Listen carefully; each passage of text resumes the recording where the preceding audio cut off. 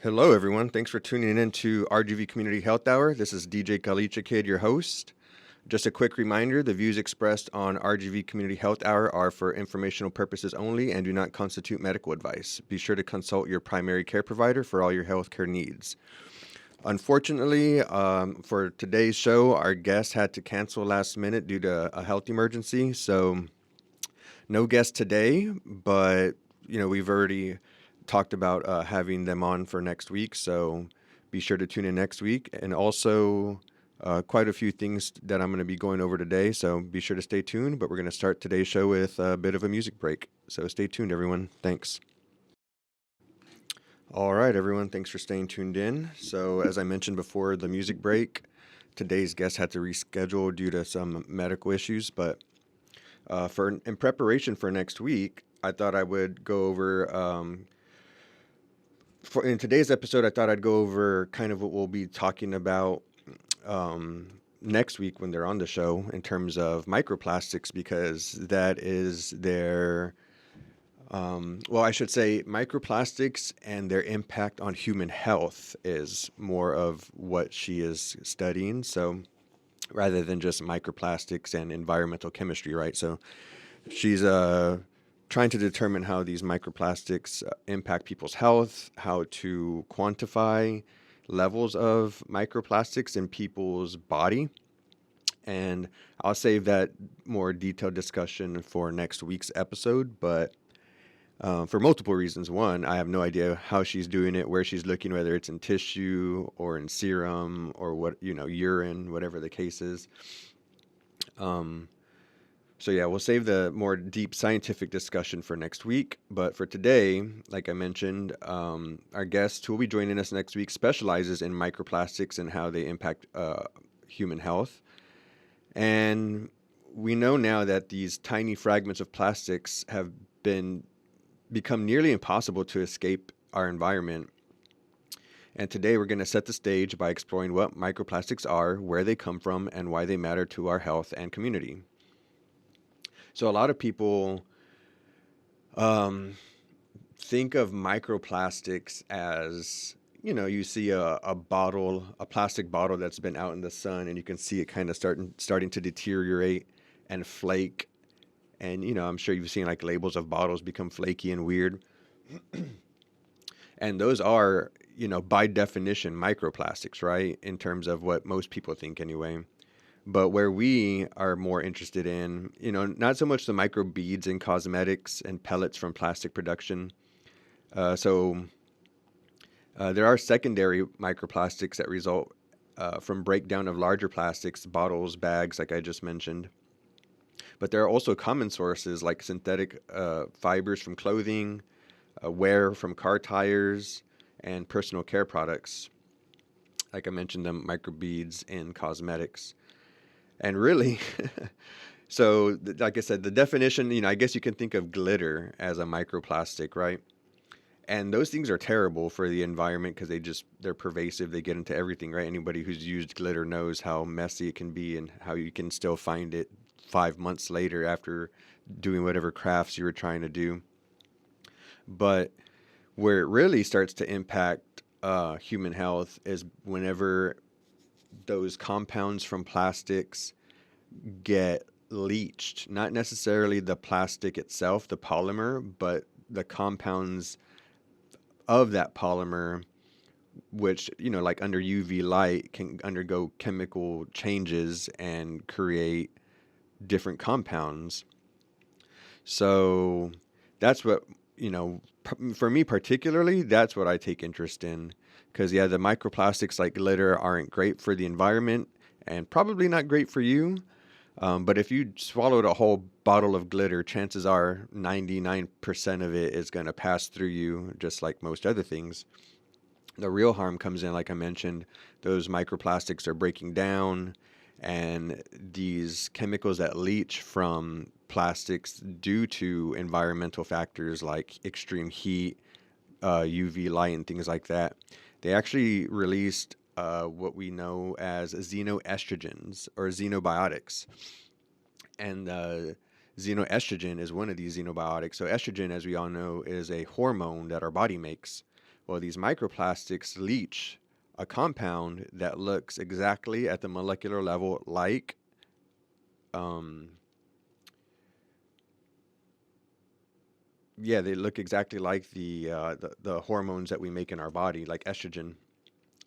And because of that, right, the receptors in our body that are meant to capture the estrogen compounds end up capturing these molecules that are very similar in their structure and taking up those receptors where our endogenous, our estrogen that we make in our body should be going. So there's various pathways in which we get exposed to microplastics. One of them is the air. We know now that microplastics are airborne, found in household dust and even rainwater. Water, of course, rivers and wastewater carry them to oceans, lakes, and even groundwater. Soil, plastic mulch in agriculture, compost contamination, and landfill runoff contribute to soil exposure. And the food chain. They're ingested by fish, livestock, and plants, eventually reaching human diets, like a lot of other things. And in terms of our human health concern, um, it's been found in human blood, lungs, and placenta in recent studies, and I've also seen they've found it in the brain as well.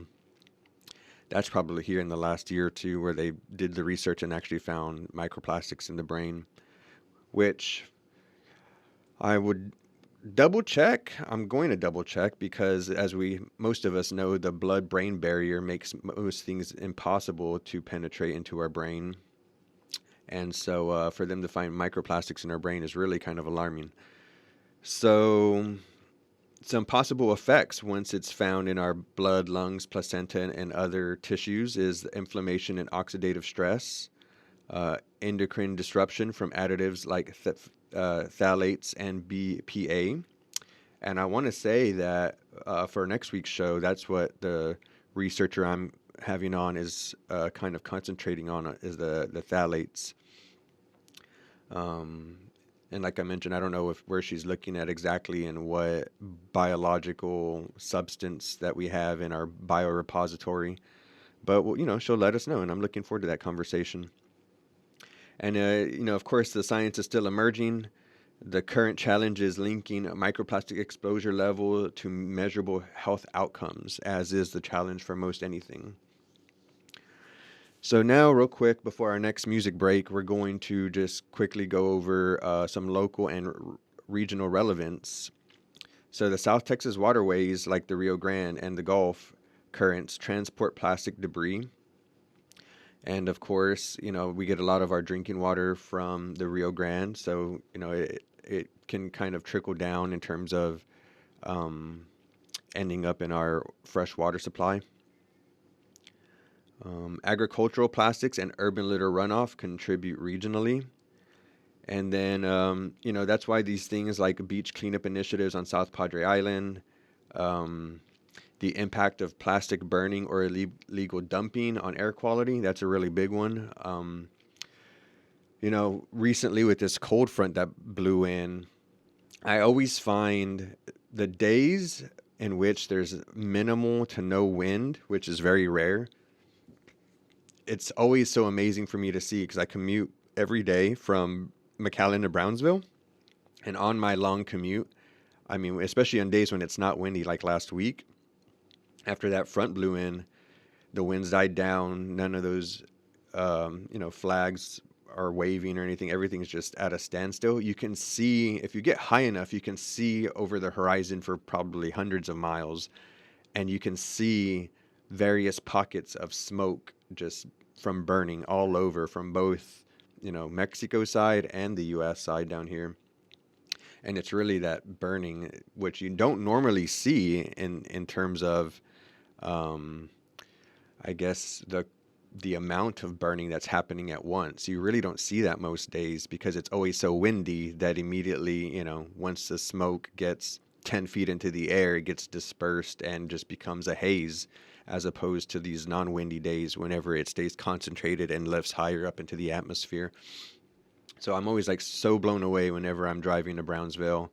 It's not windy and I can see like 5 plumes of smoke, in various directions, and it's just like, man, there's too much burning that happens in the valley. And that's, if you've listened to this show regularly, that's one thing I'm always advocating for, is like, we need to stop all this burning, and do something about it, because it's really making people sick.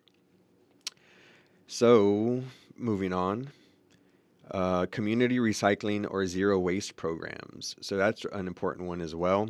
I know some regions in the valley might not have a recycling bin. Um, I know of quite a few places in Texas don't have recycling pickup, so that's one thing to consider. Maybe trying to save your recycling for proper disposal, as opposed to going to the landfill. But if you are as deep into the woods as I am, you know that a lot of this plastic that gets recycled just ends up going to the landfills, especially these days with all these other countries that we're taking our plastic trash, like China, are no longer really taking it. So it ends up going to landfills more times than not, unfortunately. So it always feels good putting recycling and breaking it down properly in the bin.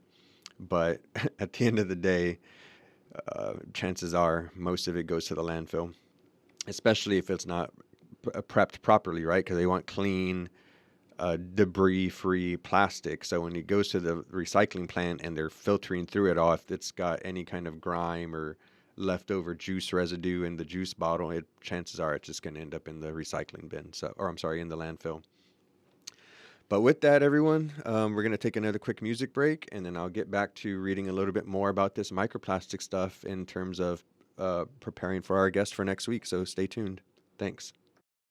All right, everyone, thanks for staying tuned in. Getting back to the topic of microplastics. So I was looking during the music break, I was looking up the exact definition of microplastics, and they are considered plastic particles smaller than 5 millimeters, about the size of a grain of rice or smaller. Some are manufactured tiny, like microbeads, that are used to be in face scrubs. Others form when bigger items like bags, bottles, or fishing nets break apart. They come from everywhere: synthetic clothing fibers, tire wear on road, like I mentioned before, plastic packaging, even household dust. If it's plastic, sooner or later it becomes microplastic. And because they're so small, they're easy to be carried by the wind. And of course, the wind moves them to the soil and the water and everywhere. They've found plastic bags at the deepest regions of the ocean and at the highest peaks on Earth. So they've literally been found everywhere, unfortunately. And so, like I mentioned before, the health concerns, we worry about things like inflammation, oxidative stress, endocrine disruption from additives. And that's what I was talking about earlier, where it basically mimics hormones in our body. So that's why next week's conversation is going to be really interesting. Because for me personally, I have found this topic fascinating since I was exposed to it in 2009. I've mentioned it on the show before. When I was deployed to Afghanistan in 2009, the water they had us drinking were just pallets of bottled water left out in the sun. And so, of course, direct sunlight, 110 plus degree temperatures every day, those bottles of water would just start to leach plastic, and then you could really just taste it. You'd go to the pallet to grab yourself a bottle, you open it up, and you just taste this like concentrated nightmare. Is the best way I can describe it. I couldn't believe it. And so, I knew right away that this wasn't right. Like, your body's basically rejecting it the second it hits your mouth because it just tastes terrible. But that's all that we had to drink, and it kind of like blew me away. And ever since then, I've kind of been fascinated with the topic of, not only burn pits, which are another thing that veterans are exposed to, but this plastic chemical leaching and its impacts on our health. So full circle, here I am 15 plus years later, from those initial exposures, and studying its impacts on human health. Me personally, like I've mentioned before, my research deals with the component of air pollution, but there's so many of us in this PhD in human genetics program that are investigating various environmental toxins. Like for me, air pollution. Marco, who I had on 2 episodes ago, yeah, 2 weeks ago, I had Marco on, and he's focusing on a mycotoxin, a toxin from mold that's in our food supply. The guest I'm having on next week, like I mentioned before, they're studying microplastics. They're also, or phthalates, they're also a part of the human genetics program. So it's really remarkable how we're all kind of leading an effort in various fronts to determine how these environmental contaminants impact human health. And we have so many samples in our biorepository to be able to do that investigative work. So it's really cool. And I'm really thankful to, have these,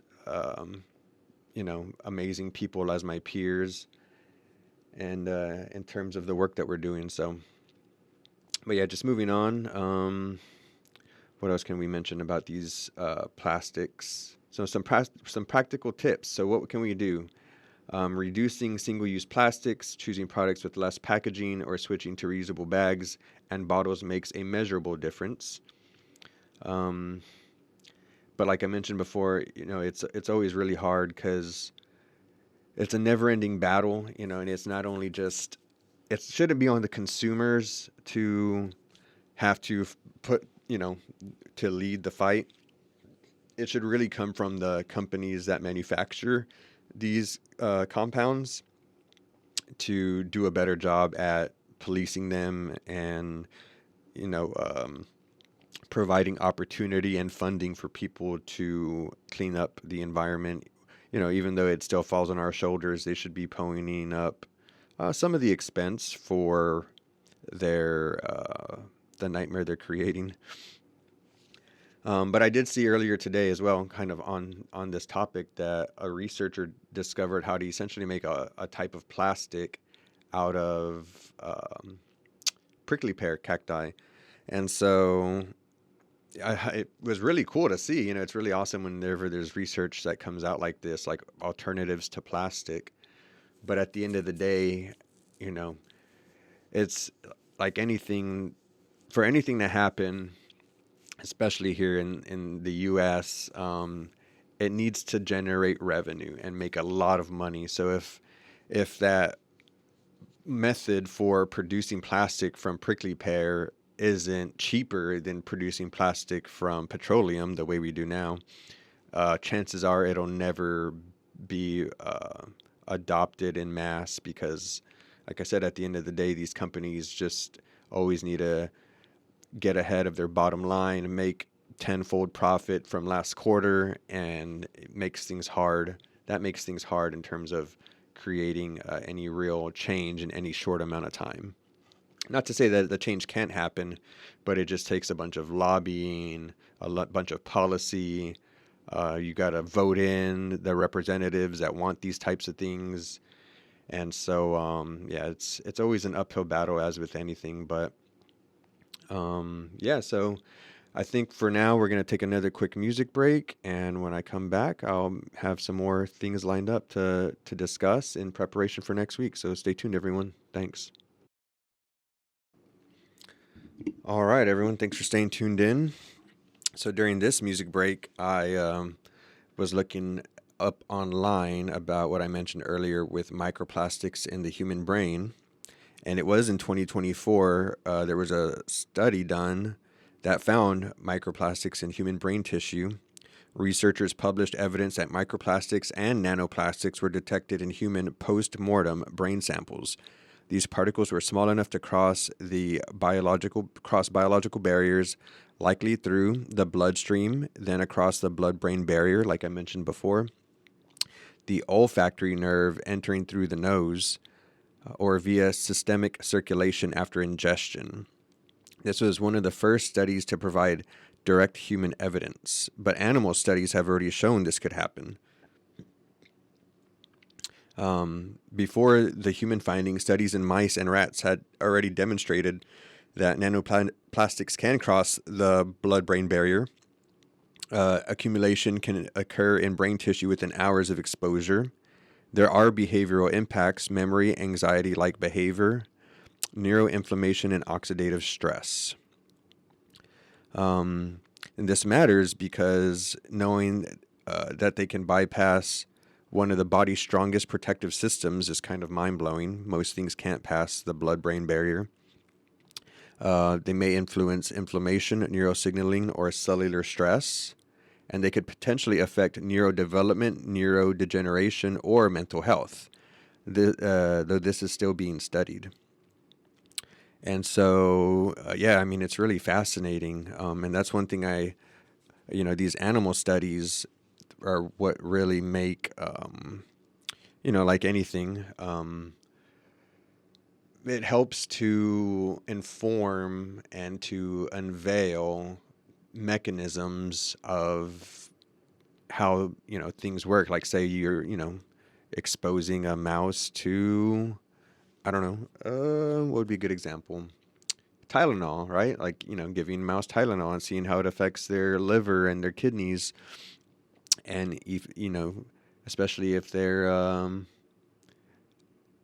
pregnant, and once the pups come, then you can do studies on the pups to see whether they they have autism, which has, more than not been debunked in terms of whether Tylenol causes autism. But, I'm open to the evidence. If there's a bunch of studies that, prove me otherwise, then I'd, like to see them. But for now, I'm pretty sure, with all the decades and decades of pregnant women using Tylenol, that things will be fine when used as directed.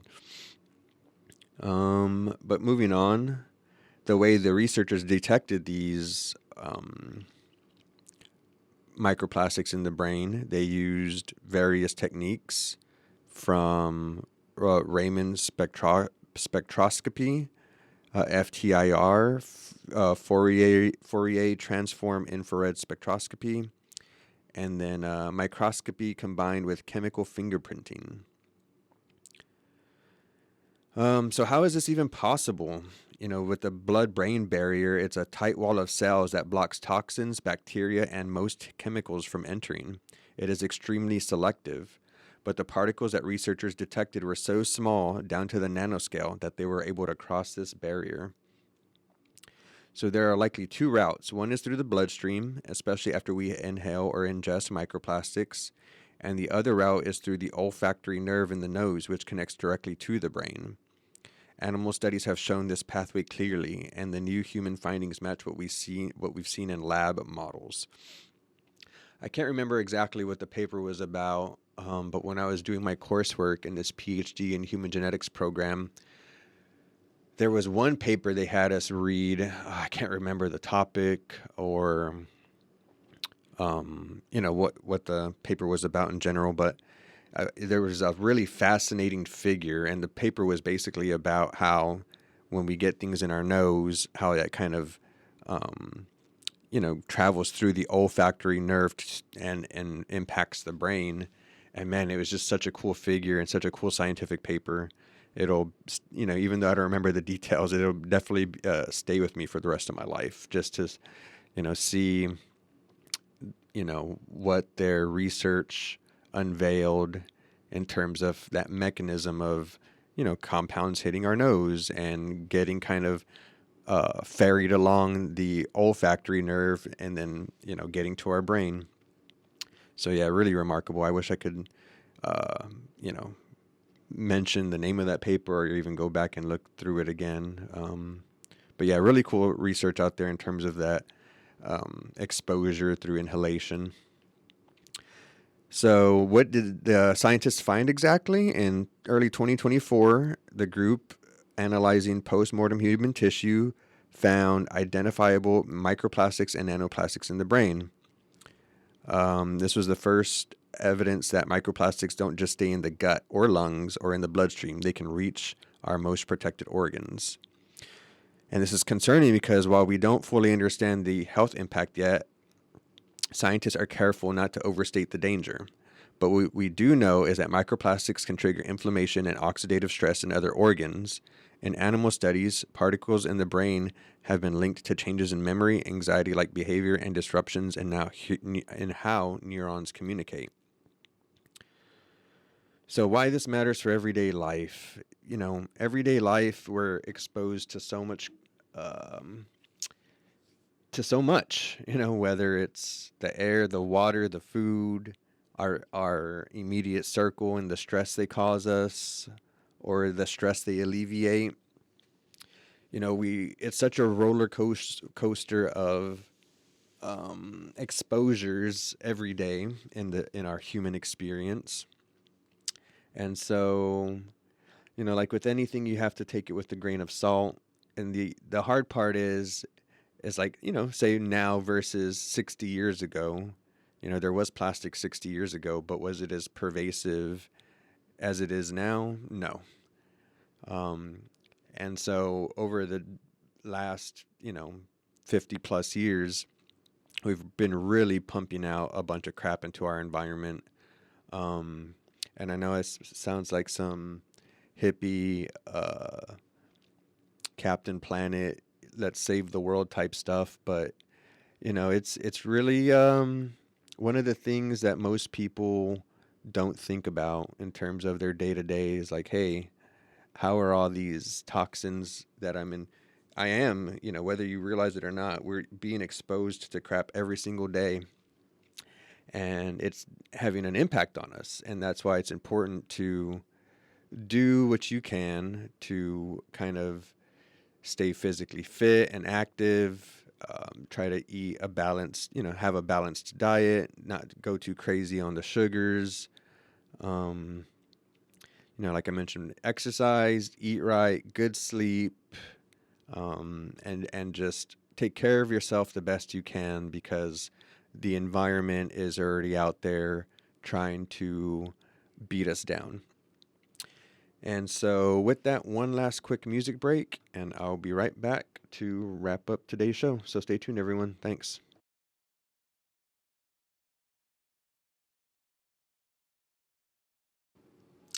All right, everyone. Thanks for staying tuned in. So to wrap up today's show, it's gone by faster than I anticipated. I don't know if it's because I played more music or I'm actually, you know, having a long monologue about something I thoroughly am fascinated with in terms of environmental exposures. Um, but yeah, to wrap it up, I just wanted to say that here in the Rio Grande Valley, we're no strangers to environmental exposures.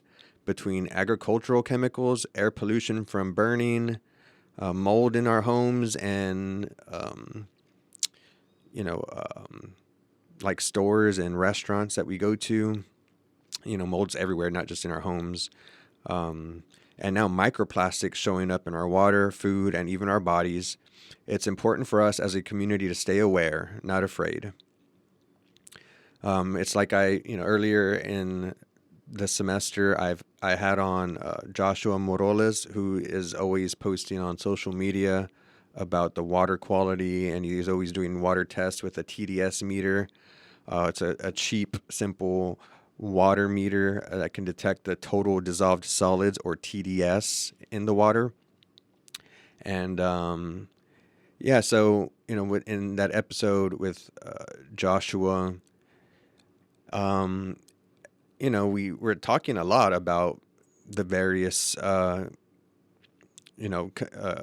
exposures or contaminants or whatever that we are exposed to. And it seemed like kind of a depressing episode in terms of what we were talking about, but like I mentioned to him at the end, that these are hard truths, and that's why it's important to talk about these things, because being cognizant of these exposures doesn't mean we're powerless. In fact, it means the opposite. It gives us a chance to make informed choices. Small steps like reducing plastic use, improving indoor ventilation, participating in local cleanup efforts, and supporting policies that protect clean water and air, or simply just staying educated, on the topics can lower our individual exposure and raise our collective health.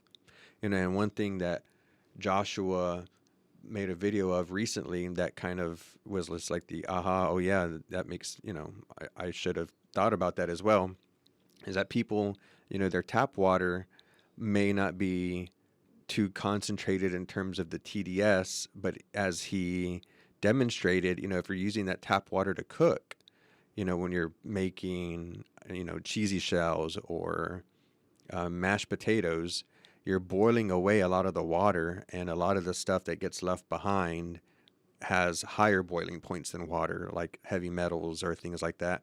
So you're essentially making them more concentrated into your food.